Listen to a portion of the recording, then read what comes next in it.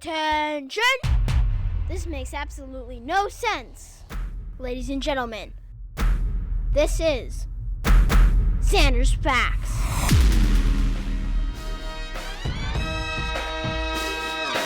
Hello, everyone! Welcome in to the latest edition of the Zander's Facts podcast. I am the aforementioned Zander, of course. Episode 15, the big 1-5. Well, we made it. How about this? Wednesday, May 12th, we're releasing this.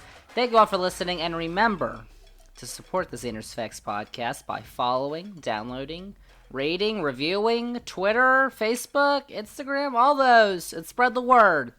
And if you don't do it, then I don't know what your problem is, because you're hurting my feelings.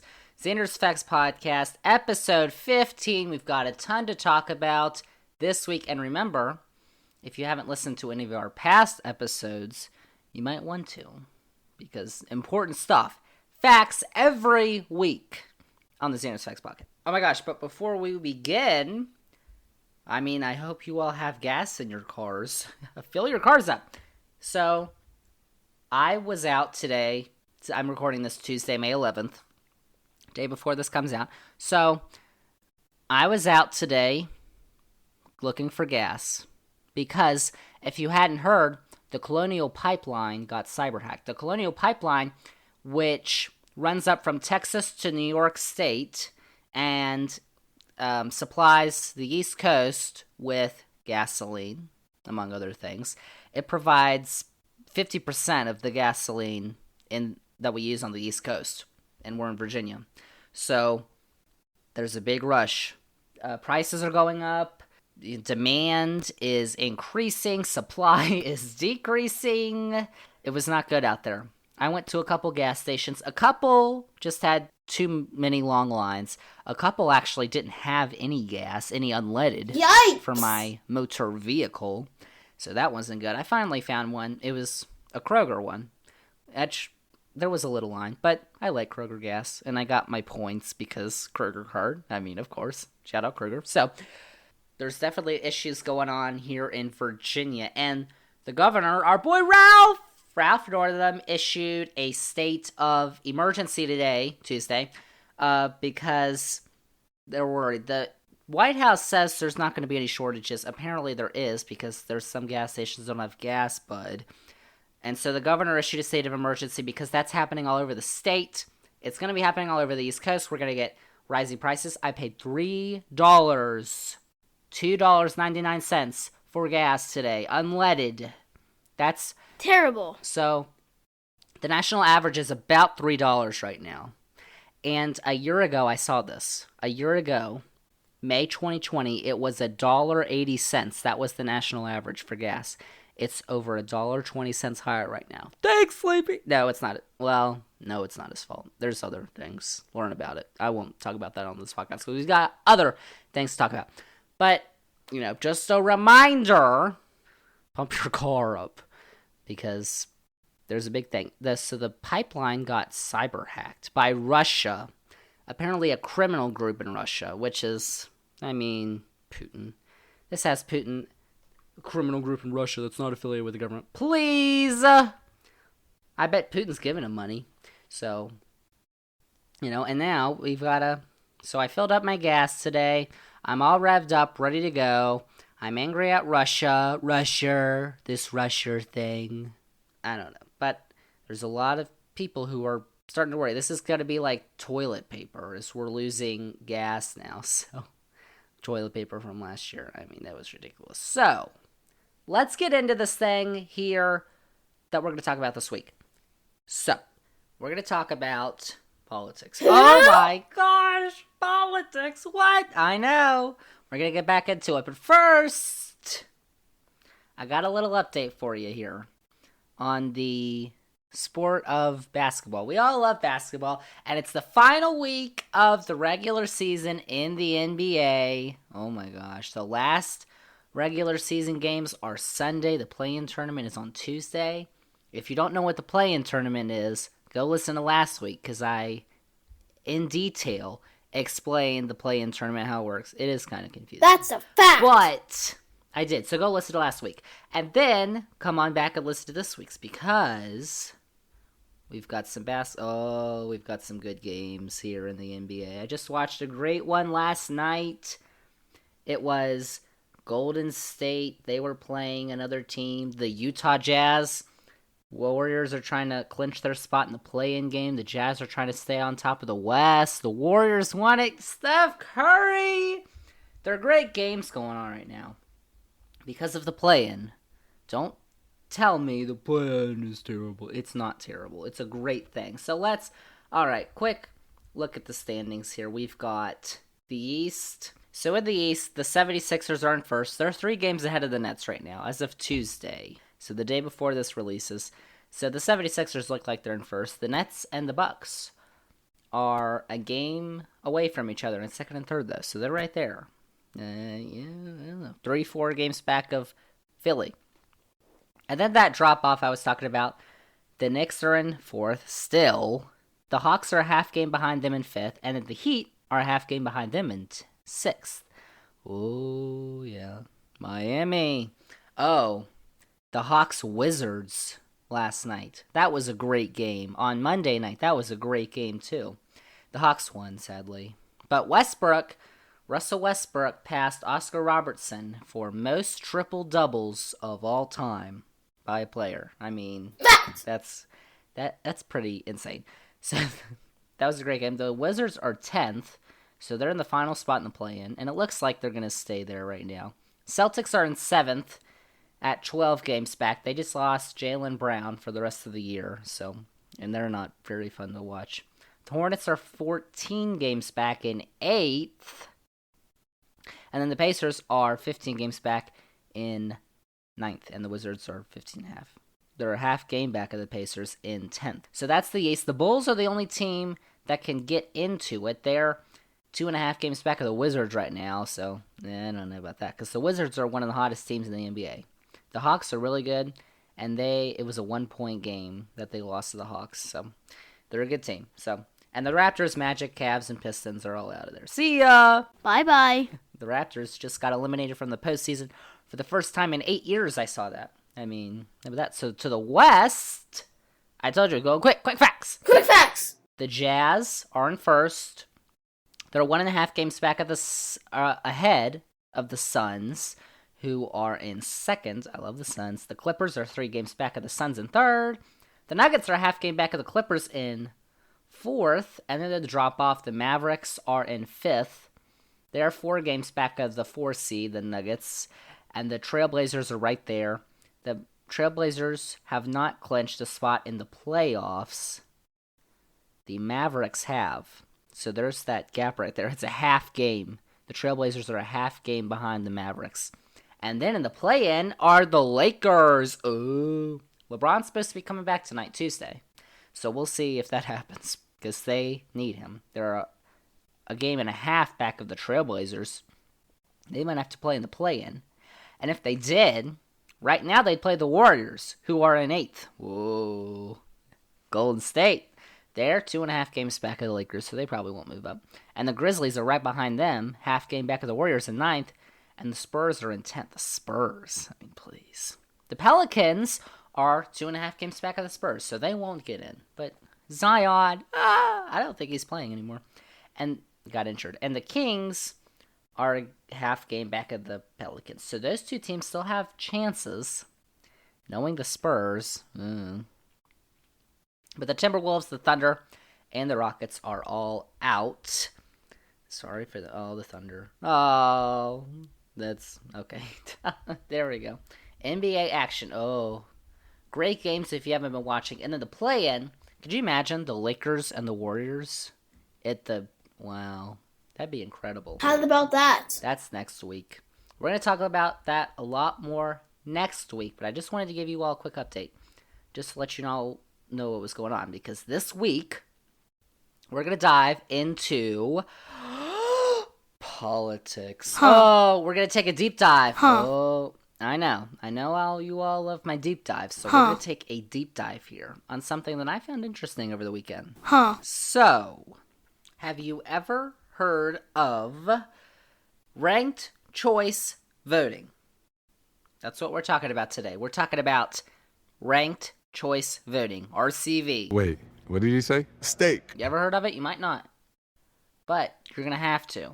And I'm going to teach you Zander's facts. So here we go. Zander's facts. So, over the weekend, the Republicans in Virginia held a convention to nominate their candidate for the upcoming gubernatorial election, which is the governor's election. So this was stupid because it wasn't a primary, and they only had, so here's the thing. They wanted to have one convention site at Liberty University. Oh, yay.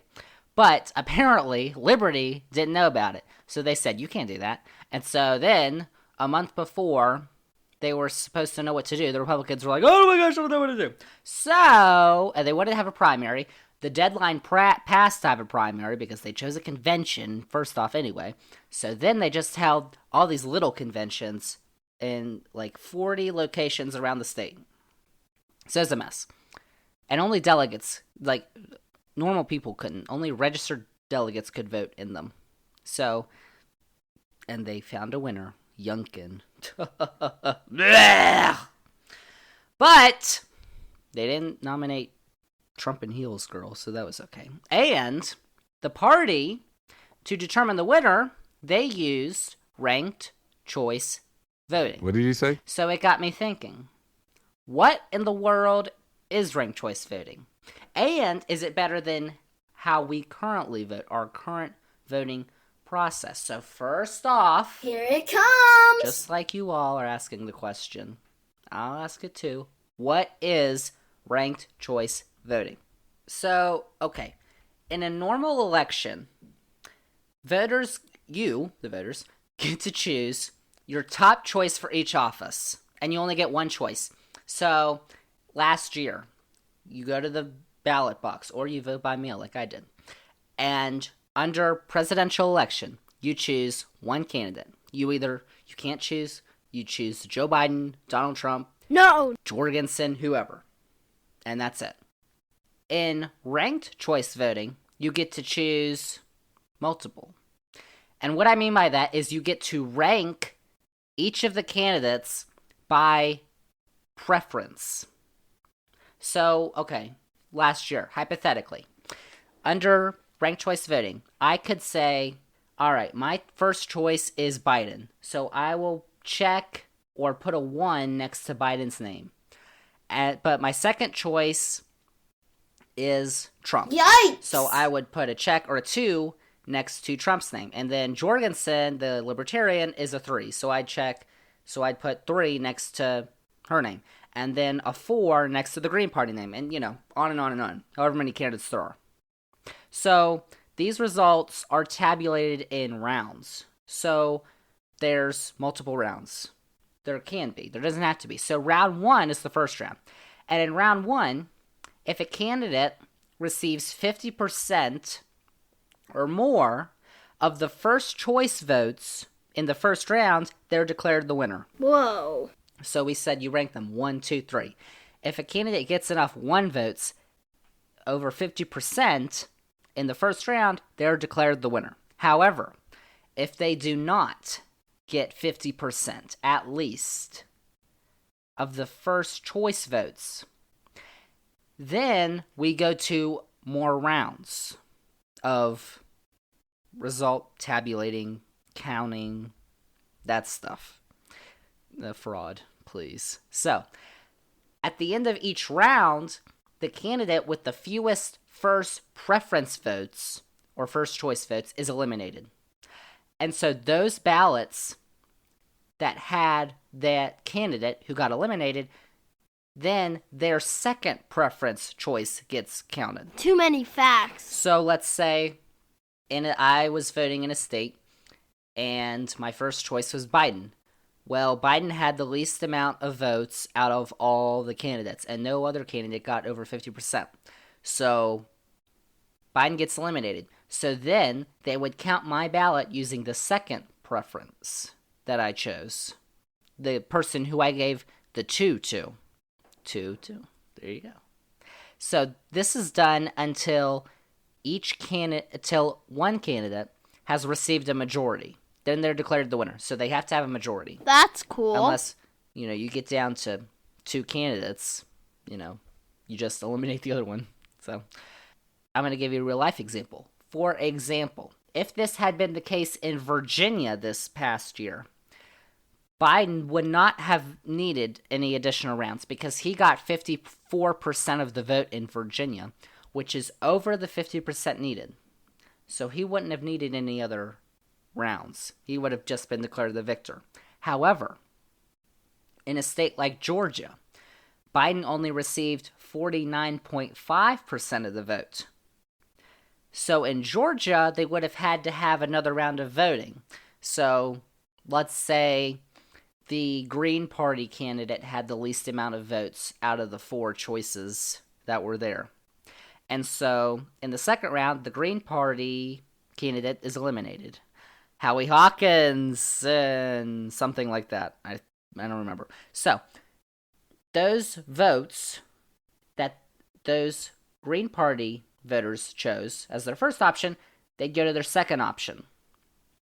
And so if those second preference options give Biden, let's say, a majority, then Biden wins. Which Green Party and Democratic Party are pretty close together. So hopefully it's not too confused. I don't know. It kind of is confusing, and that's why a lot of people are saying, I don't like that. It's confusing. It doesn't make any sense. But I don't think so. So where actually has this been implemented? Because it's been implemented recently here in localities in the U.S. So there's actually several localities that conduct ranked choice voting elections. So there's a couple major cities: San Francisco, Portland, Maine, the Twin Cities, Minneapolis, St. Paul, and Minnesota. All use ranked choice voting for local elections. Fact! And New York City actually is going to start using it for primaries and special elections this year, which is actually interesting because New York City's mayor election is this year. So in the primary, because that's a big race, so in the primary, we're going to see how it works.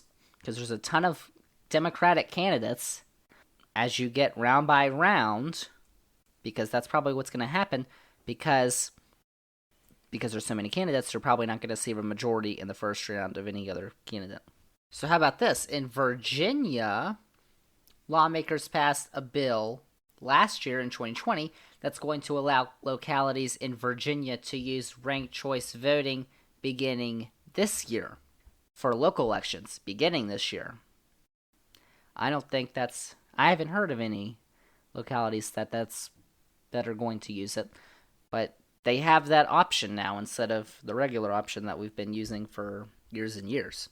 So there's a bunch of cities and counties and localities that use it, but there's only one state that allows ranked choice voting for state and federal elections, and that state is Maine. And they used it for the first time last year. The first time ever that a state used ranked choice voting for a presidential election. Wow! And actually, voters in Alaska last year, in 2020, approved a ballot measure that will institute ranked choice voting in 2022 for state primaries, except the presidential primary. So this would send the top 4 candidates of either party to the general election. And that that ballot measure passed by 1 percentage point. So the voters voted for it, and it won by about 4,000 votes, which is, 1 percentage point. So it doesn't matter the party you're in. There's just this big primary that they're going to have where anybody can run, and the top 4 vote getters advance to the general. So that's kind of, once you look at it and say, oh, okay, well, then it's probably not too confusing. But I think the concept, just because it's so different, is a little confusing. This is Zander's Facts. That's actually going to help Lisa Murkowski in Alaska, because if you know about Lisa Murkowski, who's a senator from Alaska, her next election is 2022. but she doesn't like Trump very much, how dare you. So, she's probably going to have a primary challenger to her right.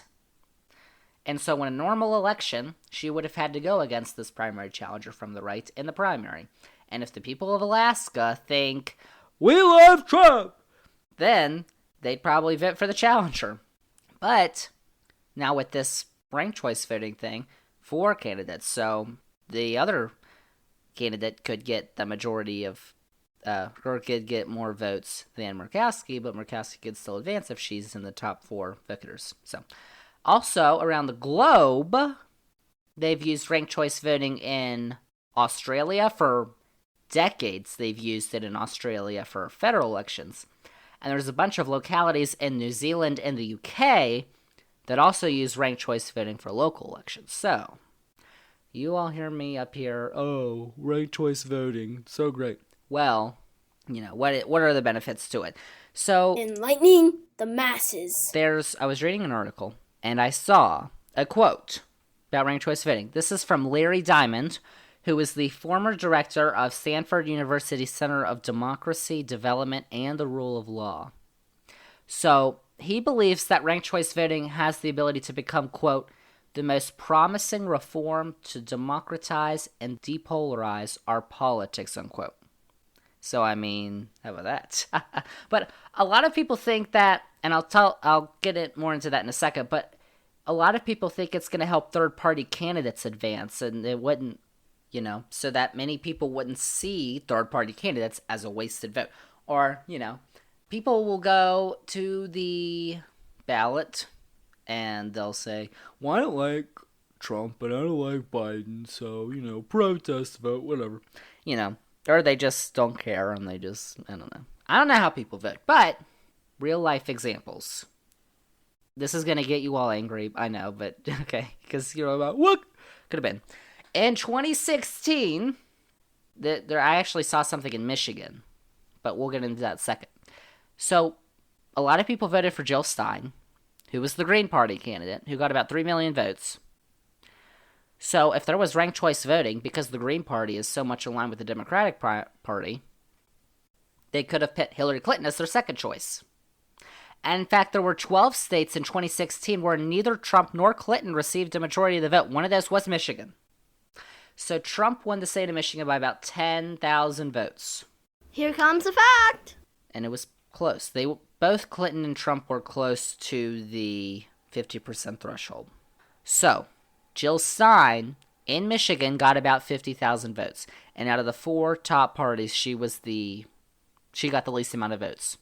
So, in ranked choice voting, there would have been a second round because there was not a majority of votes given to either candidate.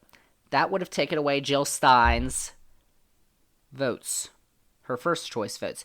Then they would have gone to that second choice votes. So if you voted Jill Stein won, they would have gone to your second choice. And probably for a lot of people, that would have been Hillary Clinton. Because a lot of people, okay. The big thing in 2016 was, Hillary is evil. Emails, Benghazi, yeah. I can't vote for her. She's crooked. But if you put her 2, oh, well, she's not my first choice. I'll just put her 2. I mean, yeah, I don't know. Huh. So that could have happened. 50,000 votes could have put in Michigan. And in a bunch of states, too. 12 states where Trump or Clinton, neither of them got a majority. 12 states out of 50.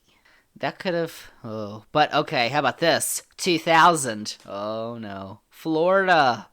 There's a documentary on HBO that's 537 votes. 537 votes, I think, because that was the final, count. Documentary about this on HBO, which is really good. You should watch it. But, so in Florida in 2000, as we all know, neither Bush nor Gore got a majority of votes. Then it went to recounts, whatever. But there was a third-party candidate who you all might know by the name of Ralph Nader. And Nader was pretty liberal. So a bunch of liberals probably voted for Nader instead of Gore. So in a ranked choice voting system, out of all the candidates, they would have gone to another round because no candidate got a majority in Florida. Nader's votes would have gotten redistributed, and so they would have gone on those ballots. The ones that had Nader won, they would have gone to the second choice there, which for a bunch of people would have probably been Gore.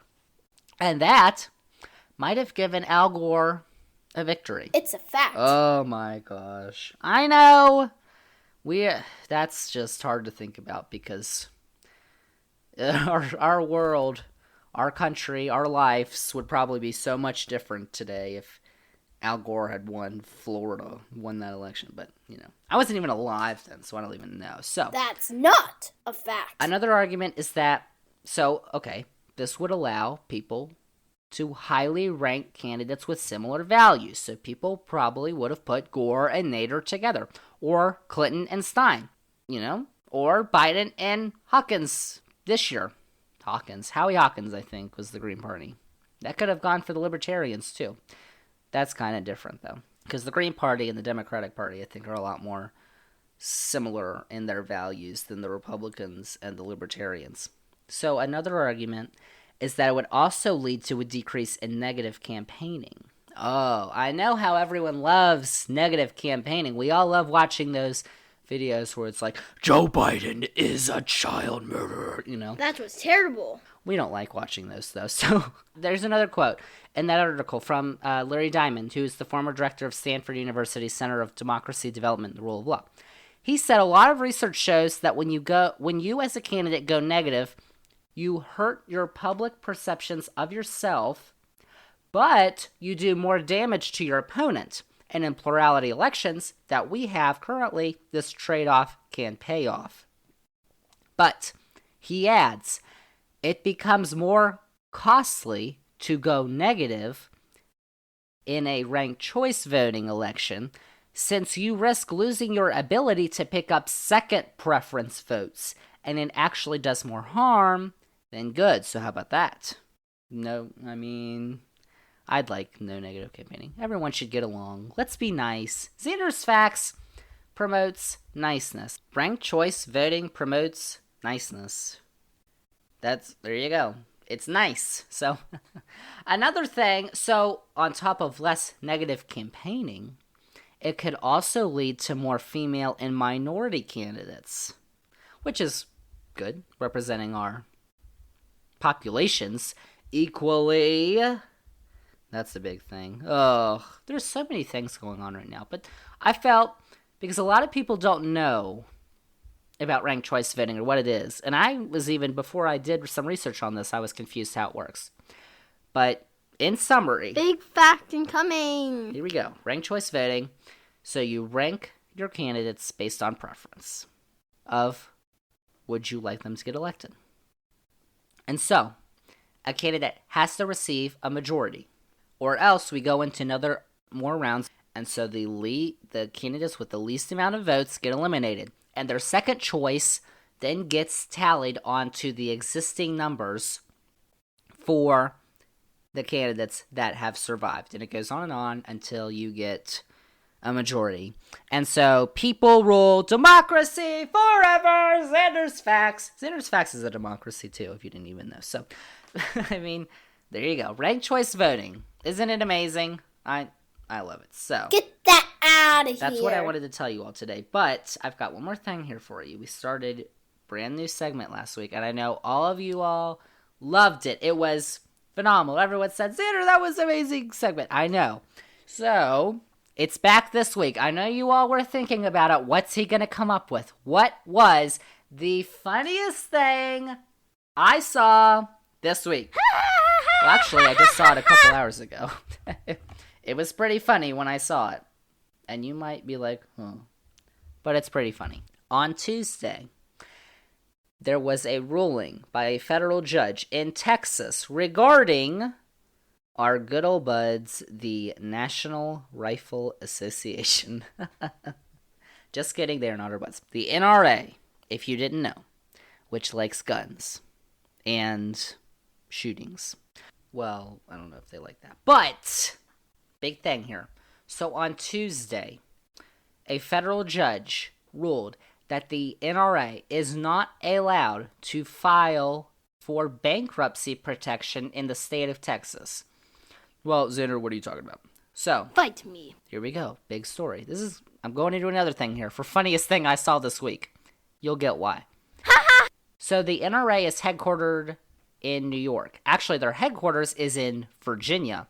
But their charter, their business charter, is in New York because the business was chartered there in 1871 in New York State.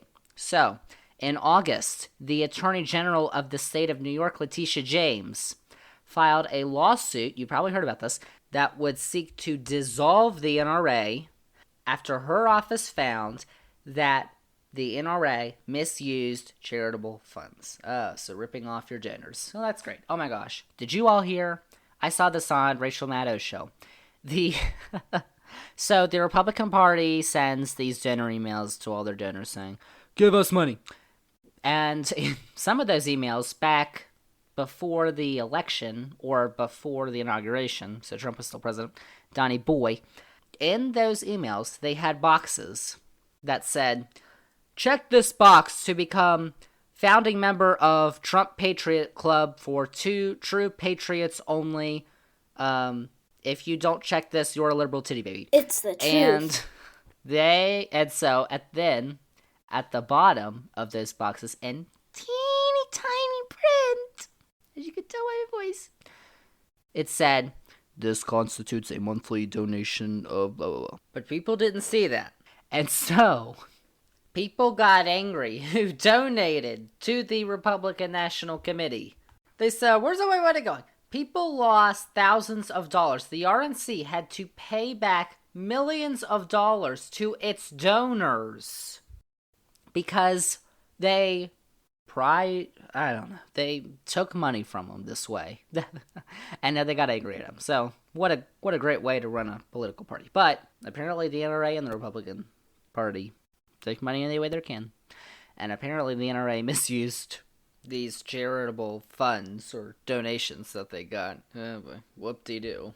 And they're pretty bad in a lot of ways. Then that's another one. So, in January, the NRA said, or their CEO, Wayne LaPierre, said the NRA is going to move to Texas and file bankruptcy. No, not! But the New York State Attorney General, Letitia James, said, no. You're not trying to get away from this lawsuit. And so, the NRA was in bankruptcy court. And, oh my gosh, this was funny too. So, they had LaPierre, their CEO, testify twice. And in one of those, at one time, he said that he was so worried about gun violence in the U.S. because of all the mass shootings that he sought refuge on a friend's yacht. Huh. I mean, that's just jokey. That's not true. It is true, actually, but I don't believe it. I mean, that's great. I mean, jeez Louise. So, and they want to keep guns on the streets. Well, that's what happens. LaPierre! So, in bankruptcy court, the judge on Tuesday finally said, no, you can't do this. You have to face the lawsuits in New York. And so, while we don't know what the next moves are for the NRA, they look screwed. I said this like a year ago. I didn't have the podcast then, but I was telling my inner circle, the NRA is pretty screwed. They've been screwed. They're screwy, so they should be screwed. There you go. Zander's facts. I mean, thoughts and prayers for the NRA. Oh no. What are we gonna do? How are we gonna get our AK-47s and our AR-15s and go hunting and shoot a deer 50 times in 5 seconds, you know? Like, what are we gonna do if the NRA goes down? Oh no. Oh, so terrible. Alright, there you go. Funniest thing I saw this week just happened a few hours ago. Because, I mean, this whole story, it's so junky. Oh, no. All right. Now, let's go to the conclusion. We're all done. Xander's... Oh, tricked you there. How about that? We're all done with the Xander's Facts podcast. Episode 15. 1-5. How about that? That's it for this week. Next week, I don't know what we'll talk about. NBA playoffs start next week. The play-in. I think the play-in's going to be super fun. I think it's going to be awesome. So, we're going to talk about that next week. I don't know what else we're going to talk about. Oh. Apparently, Liz Cheney is not going to be... We talked about this last week, but Liz Cheney... I wish I felt for her. So, that's the end. She's going to get voted out of leadership. And, it's all a mess. So, that's it. That's the end. If you want to continue to support the Xander's Facts podcast, then follow the podcast on Apple Podcasts, Spotify, TuneIn, Pandora, wherever. I don't know where you're listening. Google Podcasts, wherever you do, follow, subscribe. I don't know what it's called. Download each episode of the podcast, supporting the podcast, rate the podcast, review the podcast. Nice reviews only, please. And on social media, go on your Twitter, your Facebook, or Instagram. Search Xander's Facts. That's Xander with a Z.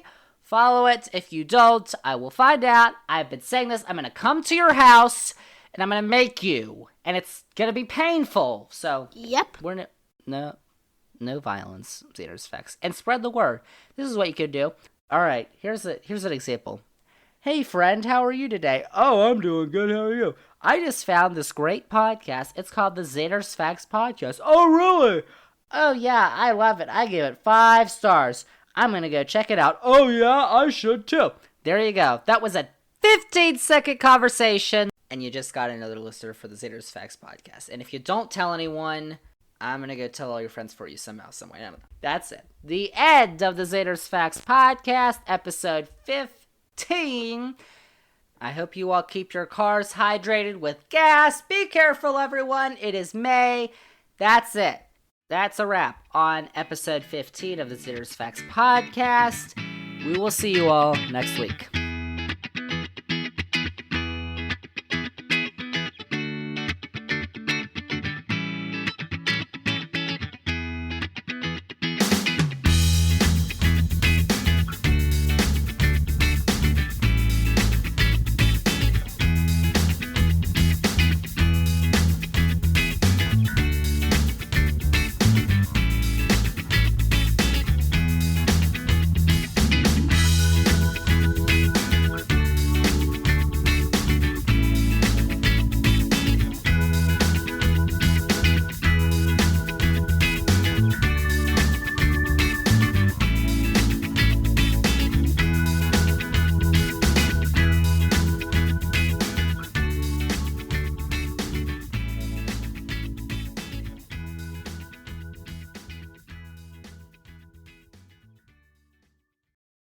You're spreading lies.